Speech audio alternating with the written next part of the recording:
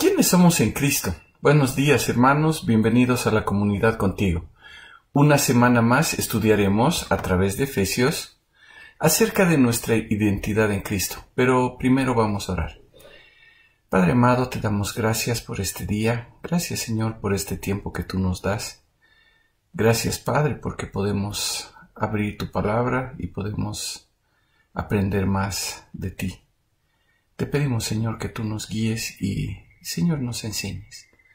Te damos gracias Padre, en el nombre de tu Hijo amado. Amén. ¿Quiénes somos en Cristo? Es la cuarta semana que vamos a hablar acerca de nuestra identidad en Cristo. Es increíble poder entender quiénes somos en Cristo, lo que Él hizo, lo que Él hace y lo que hará por nosotros y en nosotros. Eso pone en nosotros gran confianza y valor. Y ahora quisiera que leamos los versículos del 11 al 14 del capítulo 1 de Efesios para ver nuestra identidad en Cristo. Y la palabra dice así: en Él, es decir, en Cristo, también recibimos herencia, habiendo sido predestinados según el propósito de aquel que realiza todas las cosas conforme al consejo de su voluntad, para que nosotros, que primero hemos esperado en Cristo, seamos para la alabanza de su gloria. En Él también vosotros, habiendo oído la palabra de verdad, el evangelio de vuestra salvación, y habiendo creído en Él, fuisteis sellados con el Espíritu que había sido prometido, quien es la garantía de nuestra herencia para la redención de lo adquirido, para la alabanza de su gloria. ¿Quiénes somos en Cristo? Somos hijos de Dios, comprados por la sangre de Cristo, con un propósito. Y somos dichosos y privilegiados porque Él ha decidido revelar su plan en su perfecto tiempo para que nosotros podamos tener salvación. Eso es lo que vimos las semanas pasadas. ¿Cómo vimos la semana pasada? Dice que Él unió en Cristo a los que estaban antes de su venida con los que están después de su venida. También están los judíos que creyeron en Cristo y están los judíos, los gentiles que creyeron en Cristo. Es decir, en Cristo fueron reunidas bajo una cabeza todas las cosas. La salvación es en Cristo, antes y después de su venida, y para todos, tanto para judíos como para gentiles, la salvación es en Cristo. Antes de Cristo, la salvación era por creer en la promesa del Salvador, por creerle a Jehová. Después de Cristo, la salvación es por creer en la promesa del Salvador, en Cristo que murió en la cruz y resucitó. Tanto judíos como gentiles tienen que estar en Cristo para ser hijos de Dios. Y al ser hijos de Dios, dice el versículo 11, que en Él recibimos herencia. ¿Quiénes somos en Cristo? Somos herederos. Somos hijos con todos los privilegios. Somos hijos adoptivos. Es decir, el Señor nos ha adoptado. Y al ser hijos, al ser hechos hijos, hemos sido declarados herederos. Entonces, Él nos ha hecho sus hijos con todas las de la ley. Es decir, legalmente, si ustedes quieren, somos sus hijos. No simplemente nos ha llamado sus hijos. No somos hijos de hombres, de nombre, perdón. Somos declarados legalmente hijos porque dice que en Cristo recibimos herencia. Ahora, es interesante cómo Pablo está hablando de cómo en Cristo el Señor reunió a todas las cosas bajo una cabeza. Entonces, primero está hablando de los judíos que creyeron en Cristo y luego de los gentiles que creyeron en Cristo, uniendo a todos bajo esa única cabeza. En el versículo 12 la palabra dice nosotros, para que nosotros.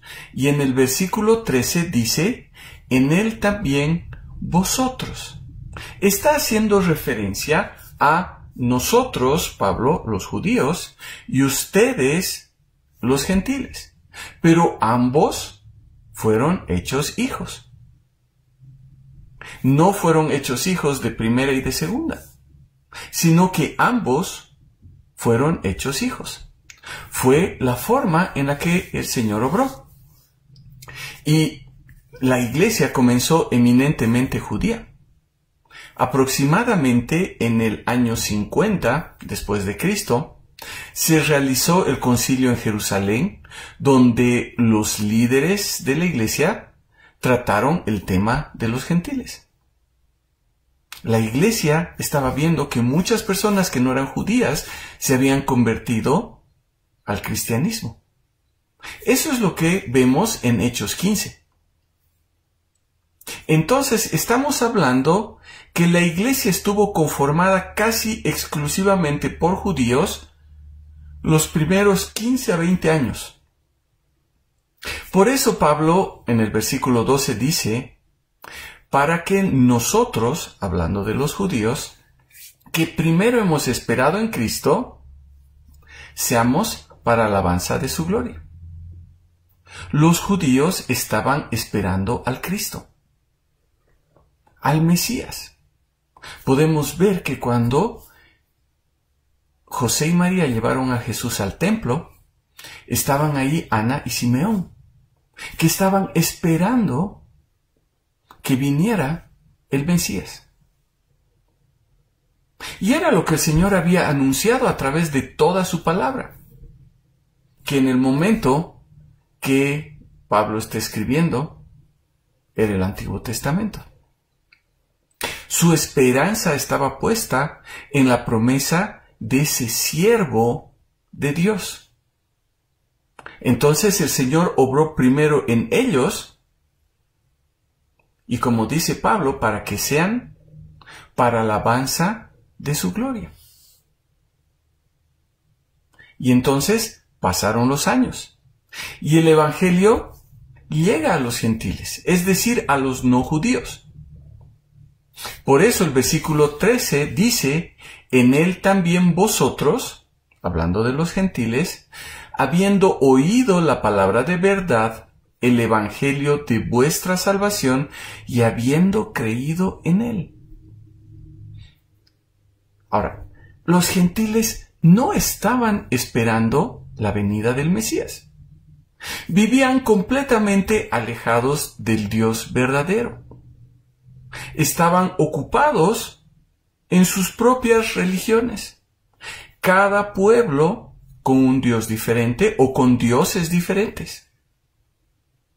Pero oyeron esa palabra de verdad. La palabra de Dios llegó a esas personas. Llegó el Evangelio, esas buenas nuevas de salvación. Y entonces creyeron en Jesús, creyeron en el Cristo para salvación, creyeron en el Mesías que habían estado esperando los judíos durante mucho tiempo. Entonces, ¿cómo fue todo esto para los judíos y para los gentiles? Dice, habiendo sido predestinados según el propósito de aquel que realiza todas las cosas conforme al consejo de su voluntad. Como vimos en el versículo 5, desde antes de la fundación del mundo, y sin nada que condicione la voluntad de Dios, sino según su propósito, que es conforme al consejo de su voluntad, Él nos predestinó, tanto a judíos que creyeron, como gentiles que creyeron. Los judíos que creyeron y los gentiles que creyeron estaban en el corazón del Señor. Nosotros estábamos en su corazón. ¿Para qué? Para que el Señor nos haga sus hijos, para hacernos sus herederos. Y nuevamente en el versículo 14 repite, para la alabanza de su gloria. El Señor nos tenía en su corazón y nos destinó previamente para adoptarnos como hijos y ser sus herederos. Es increíble pensar lo que el Señor hizo en nosotros, lo que el Señor hizo por nosotros. Es hermoso entender que incluso en esa falta de conocimiento que teníamos nosotros, el Señor obró para que pudiésemos escuchar el Evangelio y entendamos nuestra terrible condición.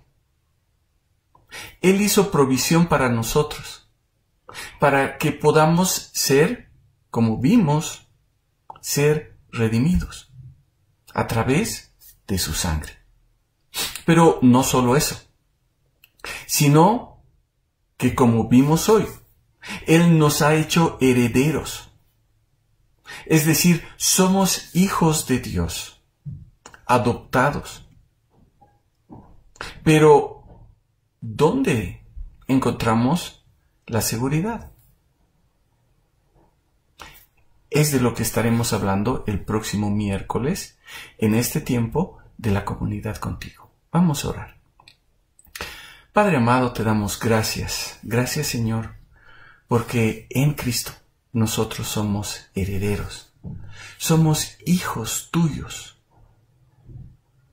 que tenemos esa certeza porque tú nos has adoptado. Porque tú nos has redimido, tú nos has comprado. Tú has pagado a través de Cristo el precio que nosotros teníamos que pagar. Te damos gracias, Padre. Gracias, Señor, porque podemos ver qué somos en Cristo. Te pedimos que tú nos ayudes a vivir como verdaderos hijos tuyos, como herederos tuyos, como personas que tienen un propósito. Te damos gracias, Padre, en el nombre de tu Hijo amado. Amén. Hermanos, que el Señor les bendiga y que tengan un buen día.